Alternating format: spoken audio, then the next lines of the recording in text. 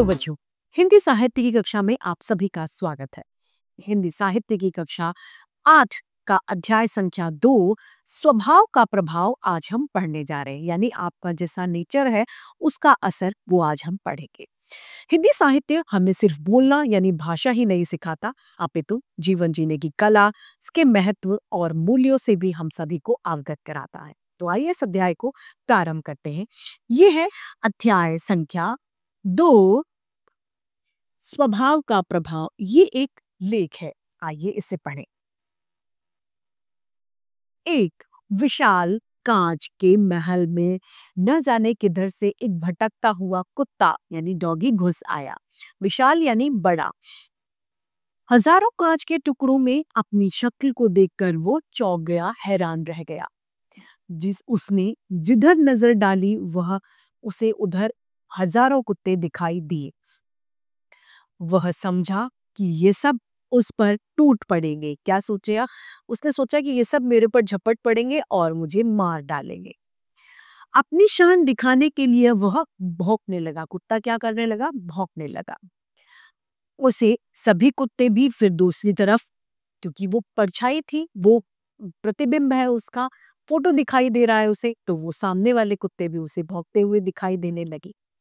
उसकी आवाज की प्रतिध्वनि उसके कानों में जोर जोर से आने लगी।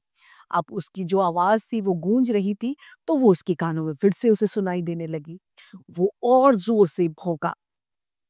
सब कुत्ते भी अधिक जोर से भौंकते हुए उसे दिखाई दे रहे थे। आखिर वह उन कुत्तों पर झपटा। वे भी उस पर झपटे। बेचारा जोर जोर से उछला, कूदा, भौंका और चिल्लाया और आखिर में गश खाकर गिर पड़ा। यानी वो अंत में एकदम निसहाय होके बेहोश होके गिर गया। थोड़ी देर बाद में जब उसी महल में एक दूसरा कुत्ता आया तो उसको हजारों कुत्ते दिखाई दिए। वह डरा नहीं। क्या नहीं किया? वो डरा नहीं। प्यार से उसने अपनी दुम हिलाई। दुम अर्थात पूंछ को उसने प्यार से हिलाया। सभी कुत्तों की दुम हिलती हुई दिखाई दी। सभी की पूंछ भी उसको हिलती हुई दिखाई दी। वह खूब खुश हुआ और कुत्तों की ओर अपनी पूंछ हिलाता गया। वो खुश होता रहा और कुत्तों की तरफ अपनी पूंछ को वो हिलाता रहा। सभी कुत्ते उसकी ओर दुम हिलाते हुए नजर आते रहे। वह बड़ी खुशी से उछला कूदा, अपनी ही छाया यानी अपनी ही फोटो को देखकर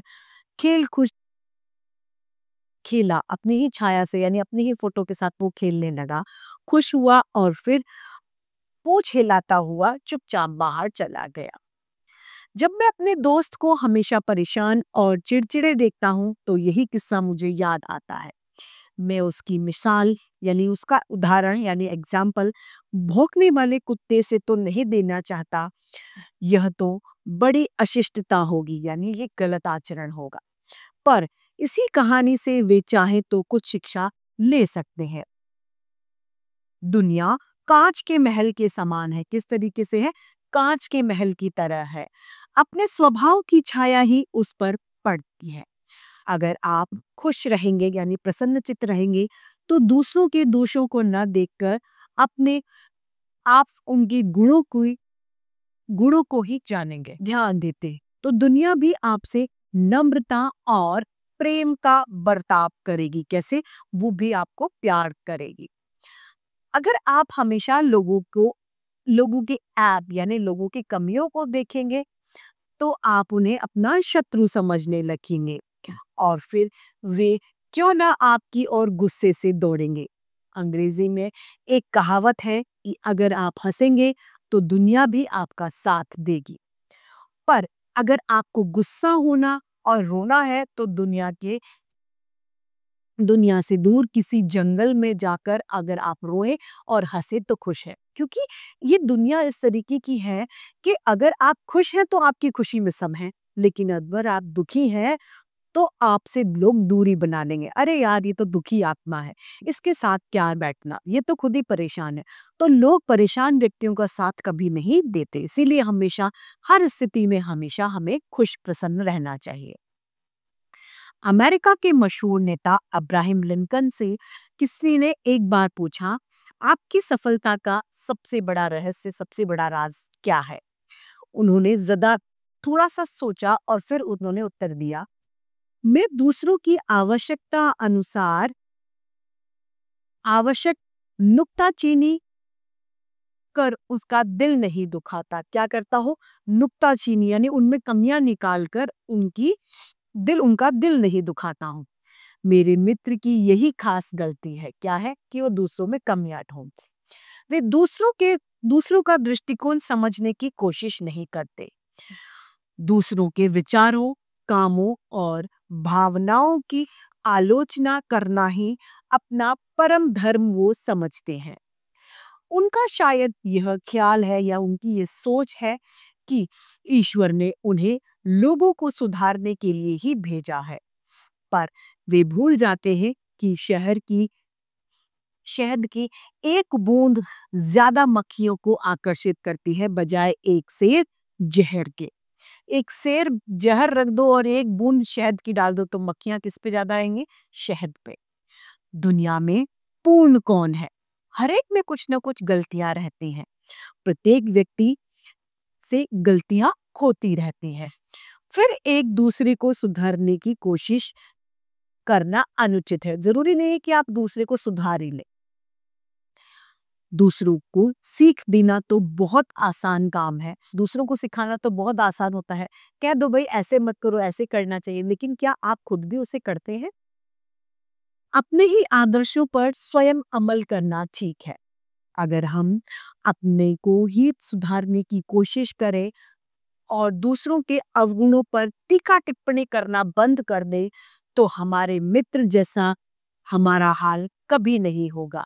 अगर हम दूसरों में कमियां ही नहीं निकालेंगे, उसको सही करने की सोचेंगे ही नहीं, तो हमें दुख ही नहीं होगा।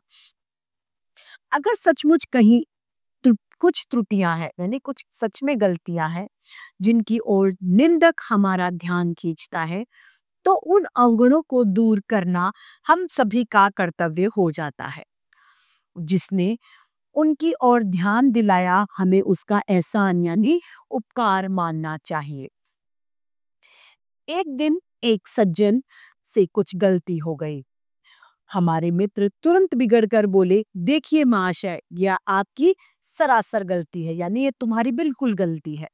आइंदा ऐसा करोगे तो ठीक नहीं होगा। बेचारे महाशय जी बड़े दुखी हुए। उनका अपमान हो गया, यानी उनकी बेइज्जती हो गई। मन में गुस्सा पैदा हुआ और वो बिना कुछ उत्तर दिए वहां से उठकर चले गए। दूसरे दिन मैंने उन महाशय जी से अकेले में कहा, देखिए गलती तो सभी से होती है। ऐसी गलती में मैं भी कर चुका हूँ। दुखी होने का कोई कारण नहीं। आप तो बड़े समझदार हैं। कोशिश तो कोशिश करें तो यह क्या बड़ी से बड़ी गलती को भी सुधारा जा सकता है। ठीक है ना? वो ये कहते हैं। उनकी आंखों से आंसू छलछला आए, यानी आंसू आ गए आंखों से, और बड़े प्यार से बोले, जी हाँ, मैं अपनी गलती मानता हूँ। आगे भला मैं वही गलती क्यों करने लगा?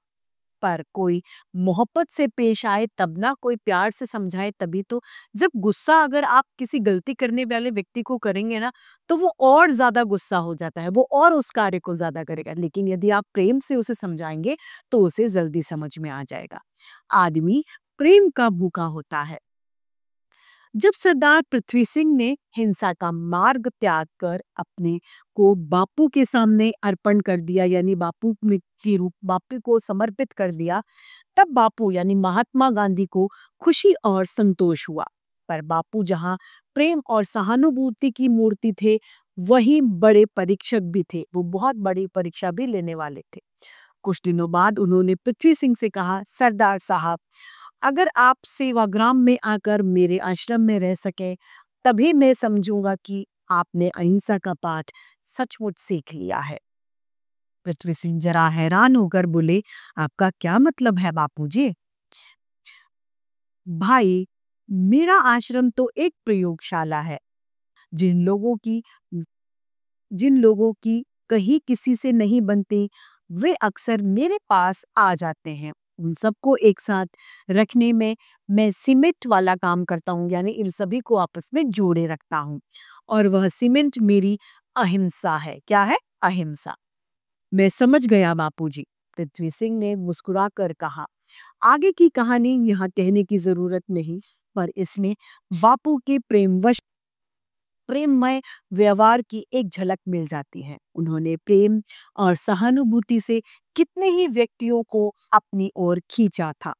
बापू कड़ी से कड़ी आलोचना कर सकते थे, पर हंसकर मीठी चुटकियां लेकर अपना प्रेम दर्शाकर अमेरिका के मशहूर लेखक इमर्सन की एक घटना याद आती है। उन्होंने गाय पालने का शौक था, इसीलिए गायों और नन्हे बछड़े उनके मकान के पास एक कुटी में रहते थे। एक बार जोर की बारिश आने लगी, यानी वर्षा तेज हो रही थी। सभी गायें तो झोपड़ी के अंदर चली गई, पर एक बछड़ा बाहर ही रह गया। इमर्सन और उनका लड़का दोनों मिलकर उस बछड़े को पकड़कर खींचने लगे। वह कुटी में चला गया, पर ज्यों-ज्यों उसने जोर से खींचना शुरू किया, त्यों-त्यों वह बछड़ा भी सारी ताकत लगाकर पीछे हटने लग गया। बेचारे इमर्सन बड़े परेशान हुए। इतने में उनकी बूढ़ी नौकरानी, जो काम करने वाली थी, वह उधर से निकली। जैसे ही उसने यह हरकत देखी, यह तमाशा देखा, वह दौड़कर आई और अपना अंगूठा उस बछड़े की मुंह में प्यार से डालकर उसे झोपड़ी की तरफ ले जाने लगी। बछड़ा चुपचाप कुटी के अंदर, यानी झोपड़ी के अंदर चला गया। वह अनपढ़ नौकरानी किताबें और कविताएं लिखना नहीं जानती थी, पर व्यवहार कुशल, यानी अच्छे व्यवहार की महिला वो जरूर थी।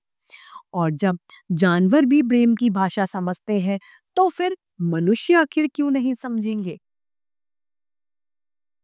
कल हमारे मित्र का रसोइया, यानी खाना बनाने वाला कुक, बिना खबर दिए ही चला गया। बेचारा करता भी क्या, सुबह से शाम तक उसको महाशय की डांट खानी पड़ती थी, यानी उसके दोस्त उसे पूरे दिन डांटते थे। तूने आज दाल बिल्कुल बिगाड़ दी, उसमें नमक कम डाल दिया, अरे बेवकूफ, तूने साग में नमक ही नहीं डाला, यह जली रोटी कौन खाएगा रे, आदि झड़ी लगी रहती थी। यानी वो उसे कुछ ना कुछ कहते ही रहते थे। जब भी कोई चीज बिगड़ जाती तो उसे दिल खोलकर डांटते थे, पर अच्छा भोजन बनने पर कभी भी तारीफ में दो शब्द नहीं बोले जाते थे। ये गलत है। यदि अच्छा हो गया तो आप उसकी तारीफ करें, और बुरा हो गया तो उसे सुधारने की कोशिश करें। बेचारा कुछ रुपए का नौकर यंत्र नहीं बन सकता। तंग आकर भाग जाने के सिवाय उसके पास में और कोई चारा, यानी और कोई रास्ता नहीं था। कहने का मतलब यह है कि उसकी किसी से नहीं बनती, ना मित्रों से, न ऑफिस के कर्मचारियों से, और न ही घर के नौकरों से। उस पर भी वे अपनी जिंदगी और विचारों से पूरी तरह संतुष्ट हैं। वे मानते हैं कि उनका जीवन, आचार और विचार आदर्श है। दूसरे लोग जो उनका सम्मान नहीं करते, वे मूर्ख हैं, यानी पागल हैं। ग्रीस के महान संत तुकाराम ने एक बात कही, जो मनुष्य मूर्ख है और जन जानता है कि वह मूर्ख है, वह ज्ञानी है। पर जो मूर्ख है और नहीं जानता कि वह मूर्ख है, वह व्यक्ति सबसे बड़ा मूर्ख है। अच्छा हो, सुकरात के इस विचार को मेरे मित्र अपने कमरे में लिखकर टांग ले, पर उससे यह कहने का साहस आखिर कौन करे। इतनी हिम्मत कौन है कि ये बात अपने दोस्त से कह दी जाए।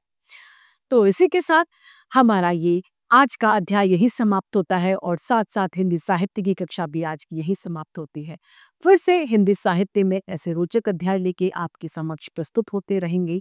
आज के लिए इतना ही, फिर मिलते हैं। धन्यवाद।